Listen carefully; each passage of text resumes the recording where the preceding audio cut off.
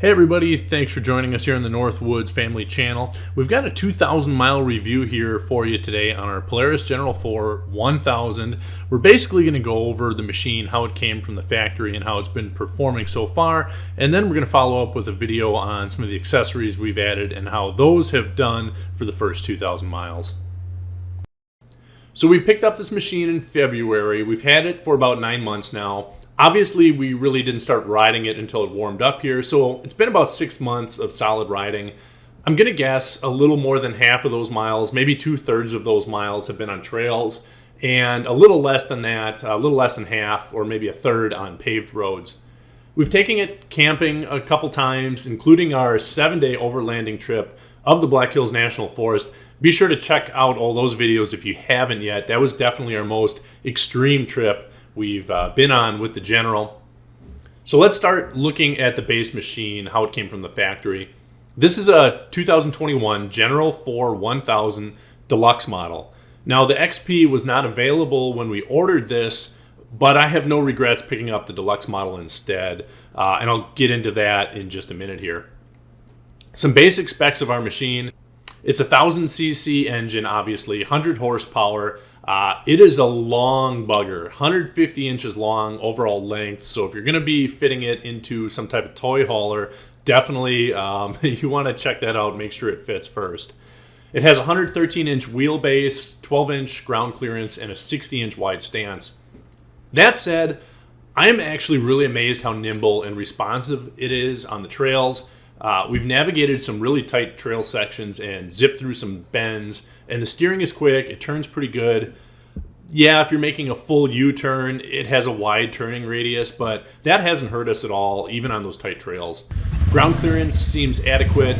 We've definitely scraped a few rocks and scraped the bottom on some arched cattle grades. That's due mainly to a combination of the ground clearance and the long wheelbase. But we've only ever gotten it high-centered once when we got stuck on some really deep ruts in the mud. It hasn't been an issue, and I've really been impressed how well it's done over larger rocks. We did add rock sliders to the machine. I'm glad we did, looking back at some of the trails we rode. Now, dry weight on our model is listed at 1,860 pounds. By the time we add accessories, our family, gas, other fluids and such, I'm sure we're pushing 2,400 pounds. And then if we add camping gear for overlanding and things like that, I'm guessing we're probably up more around 2,800 pounds. Fuel capacity, 9.5 gallons. I'd estimate we're getting anywhere from 130 to 200 miles per tank, depending on our loadout, how we're riding in the terrain. So probably estimating 15 to 20 miles per gallon. All right, performance, acceleration and top speed. Now, obviously, this is going to vary based on how much accessory weight you have, any changes you made to your tires and things like that. We are running stock 27-inch tires. We have Tusk Terabyte radials on it on 15-inch Tusk Teton beadlock rims. So that definitely gives us a little more traction on the pavement, but the wheels are a little bit heavier than the stock wheels and tires, and we also have probably another 150 pounds of accessories on our machine, including the spare tire on the back. When it's just me as a driver, I was getting our General to run 0 to 40 in 3.9 seconds and 0 to 60 in 9.8 seconds, and that's in two-wheel drive. I thought that was pretty impressive, and it mirrors my experience on the trails.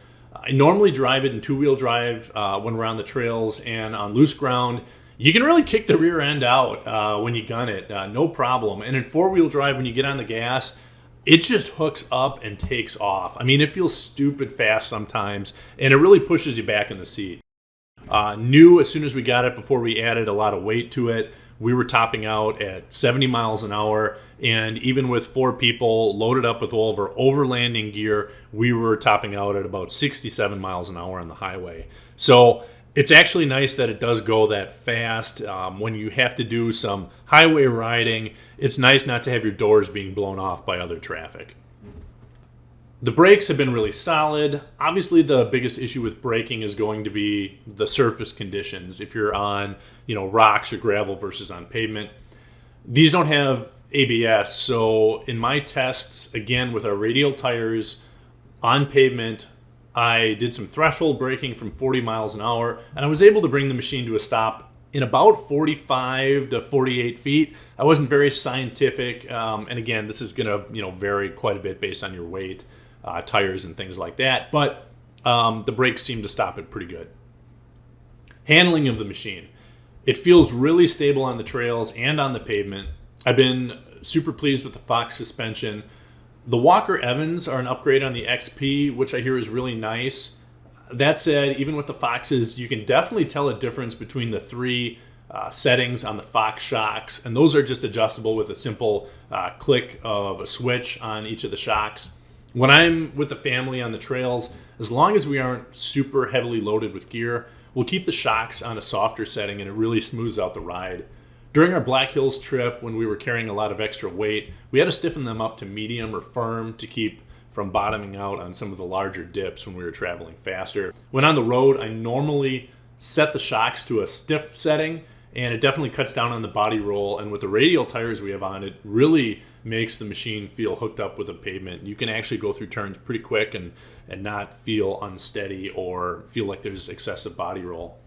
The seats are comfortable, they have good support. The cockpit is surprisingly roomy, probably thanks to the longer wheelbase of the machine. Now, I'm 6 feet 4 inches tall, and I can comfortably ride up front or even in the back all day long. I wouldn't say I have room to stretch, but it's comfortable for me, and I'm pretty tall. The seat belts are fine. The front have an adjustment for the height, which is nice. The rear are not, which I find a little surprising, just because you're more likely to have kids in the back seat, so I guess that would have been nice. But the seats work just fine with a booster seat or even a reasonably sized car seat, both of which we've used. The rear bed is good sized and it has a capacity of 600 pounds. We've hauled a lot of camping gear in it and added our Razorback off-road expedition rack to it. Personally, we are probably never going to use it as a utility vehicle. So I'd like to see an option of how we can lock it down a little bit tighter. There is a little bit of play in the box up and down when you're riding along on the trails. So I actually bent the pins the box hooks latch down onto to tighten it up a little bit, and that's taken out some of the play. Our tailgate was a little sloppy to fit as well. When we closed it, we really had to make sure we pushed in the latch to make sure it fit tight and wouldn't pop open. Since then, we've added that expedition rack, and we've loaded some pretty heavy gear on it over some pretty tough terrain. Our tailgate fits even a little bit sloppier right now. It's not really a big deal, but I do wish there was an option to better secure the bed and maybe the tailgate. I know that 2022 models have an optional cargo rack in the back, which is pretty cool. I think more and more people are going to be getting into overlanding with these machines, so definitely something I would look into if I was Polaris. I also wish we had a roof rack option. The plastic roof is definitely sufficient, and it seems to be sturdy and secured in place well.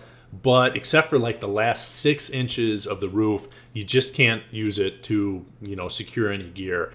Storage in the machine is good. There are 2 underseat storage compartments that we use to keep our trail and recovery kit. There is a small storage area behind the rear passenger side seat for a spare belt or a few small tools as well. The glove box is decent sized. We added a Polaris dash bag, which helps make that upper dash space in front of the passenger more usable. And then there is a center console spot in the front and rear that is nice as well. Just flip up in the armrest area. The deluxe model came with a Rockford Fosgate radio. We added the ride command system to it pretty quickly, so I can't say a ton about the radio interface. It seemed to be fine. The deluxe just has speakers up front. Sound quality out of the speakers is good. The radio is nice. It has Bluetooth, everything you'd expect these days from a stereo system. Just don't expect to listen to the music when you're cruising down the trail. The engine and wind noise is just too much for that. The stock headlights are pretty decent. If you're riding at night a lot, especially on the trails, I would say you'll probably want to add some additional lighting. We added a 32-inch rigid light bar that cranks out over 20,000 lumens, and it makes a huge difference. It was a more expensive light bar, but it was one of the more powerful ones that we could find. So it throws light down the trail really good, has a nice spill to it. Just going to hit briefly on a couple of the problems I guess we've had, and they're really nothing major. They've all been pretty minor, so nothing real critical I would have to say about the machine. Right off the bat, we did have issues with the machine shifting up from one wheel to two-wheel drive, and then from two-wheel to four-wheel drive. Now, the General won't shift while you are driving unless you are under 3,100 RPM. So keep that in mind. But we even had issues where the machine wouldn't shift, even if we put it into neutral, or we came to a complete stop and drive, or even put it into park and shifted. So there was definitely something wrong. We took it to the dealer. It took them a little bit to figure it out, driving it around in circles in their parking lot. But eventually they figured out they had a bad switch somewhere. So they replaced it. It was under warranty, all covered. And we haven't had any issues since. Switching between 1, 2, and 4 wheel has been very smooth. We had a cylinder misfire code that popped up after a while. And a couple times it actually cut power to the engine. Now, if this happens to you when you're riding, all you need to do is stop, turn off the engine for a few seconds, and it will reset the code so you can keep going under full power. I did some research on this, and I found out from very reliable sources that Polaris has the tolerance for their misfire sensor set pretty tight. This is actually a relatively common occurrence with these machines, and it's due to belt damage. Basically, if you get a little flat spot on your belt, and I mean it can be little, this can cause the RPMs to change quickly enough in the transmission that the sensor thinks the engine is actually misfiring. So sure enough, after finding that out, I popped off our belt cover and I found a flat spot on the side of our belt. It was only 3 to 4 teeth long. It wasn't very big. It wasn't very deep. I'm pretty sure I did it when I smoked our belt once. I got a little aggressive trying to get our machine unstuck from some muddy ruts, and I must have damaged it a little. I replaced the belt. That took care of it. It hasn't been an issue. Everyone I talked to who works on these machines have said that they have never actually seen a real, legit cylinder misfire. So it's kind of annoying. If it happens to you, yeah, you're going to be out, $180, $200 for the cost of a new belt. But I guess at the same time, I'd rather know that my belt is bad that way and be able to replace it on my own time in my garage as opposed to, having it break out on the trail. We found out on our Black Hills Overlanding trip that the radiator can get clogged up with mud. This is an issue with a lot of UTVs. You just have to be aware of it. We came into some overheating issues after hitting a bunch of, dirty, thick mud puddles all day at high speeds. So if you're going to be out riding in a more remote area, it's definitely a good idea maybe just have some water on you, either in a squirt bottle or, something like that you can just use to wash off your radiator. Just be aware of it and plan ahead. I did have our power steering fuse work loose a couple times. I started up the machine and noticed the power steering wasn't working. Popped open the fuse panel, which is right next to the battery, and just pushed the fuse back in. I think that the fuse that was in there actually was just a little out of spec, so I just put a different blade fuse in for 10 cents, and it hasn't happened again so far. Maintenance on the machine has been easy. I've done a couple oil changes. All the oil plugs, transmission fluid, things like that are easy to reach. It wasn't difficult getting the dry belt off with the belt tool that they include. So that essentially covers everything that came with our Polaris General 4 as it came from the factory. Overall, we've been really happy with our machine for the first 2,000 miles. It was a full summer of riding for us over some pretty rough trails and, loaded down pretty heavily. So overall, we've been happy, impressed with its performance and durability. It's gotten us outside as a family a ton this summer, taken us on some totally new adventures, and we're looking forward to more ahead. Now, if you're interested in hearing about more of the accessories we've added to our machine and how those have held up and performed over the first 2,000 miles, definitely check back on the channel because we'll have a video coming up very shortly about that. And we have some more in-depth reviews on specific accessories that we've added as well. Thanks again for watching the Northwoods Family channel. Any questions or comments? Make sure you drop them below. We'll see you next time.